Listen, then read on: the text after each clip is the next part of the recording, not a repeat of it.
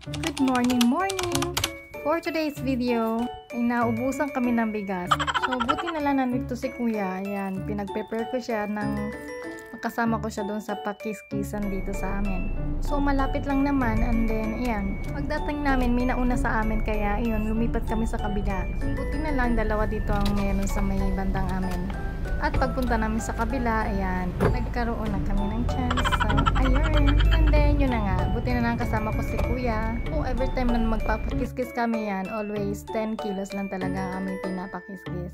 At sa 10 kilos, maghuhulog lang kayo ng 100 yen. Good for 1 to 10 kilos na yon. So, pag sumobra kayo sa kilo yan, additional kayo ng 100 yen. So, ayun. At ayan na nga nilagay na niya dun sa may gilingan. Paghulog niya ng 100 yen, pwede mo na siyang i-start. Ang cute lang nito ng mga kalapate, yung nag-aabang sila ng mga palay. So, ayun. And ayan, iset na ni kuya.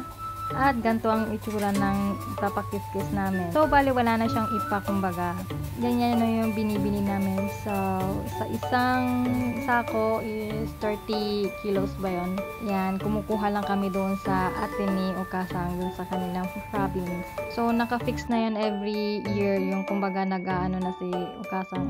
Kaya bago mag-anihan yan, nagpapareserve na talaga si Okasang para sa aming makukonsumo sa buong taon. So, bali, pag nauubusan kami yan, kumukuha na lang siya doon ng mga padala 2 kaban, 3 kaban. At syempre, nagsishare din kami. At sobrang thankful din talaga at may bigas na kami. Ulam na lang ang aming papaproblemahin. Char. At ayan, luto na ang bigas. Aabangan na lang natin at malapit nang matapos ang kanyang paggigiling. At sobrang high-tech talaga dito sa Japan. Lahat na lang puro machine. At walang kahirap-hirap. At ayan, sobrang bilis lang talaga. Alam nyo ba na sobrang linis na niyan? Yung iba hindi na nila kailangang hugasan pa kasi nga malinis nga daw. For me, ayan, hinugasan ko pa rin. Siyempre, nakasanay na natin maghugas ng bigas, diba? At ito na nga, ipakikilala ko sa inyo ang bigas ng Japan. Char! So, ayan, isushoot na natin dun sa ating lalagyanan na sinet na ni kuya. At ito ang aming magandang bigas. Ayan, diba? Maputi at mataba. Sa atin naman dyan sa Pinas, mapayat na maputi. Tama ba? Basta, rice is life tayo, diba? Yan. Alam niyo ba, kahit wala kayong ulam yan, bubusog talaga kayo dito sa bigas ng Japan. Kaya sa mga ayaw tumaba, yan, magli-less rice na lang talaga kayo. Kailangan kontrolin ang sarili, syempre.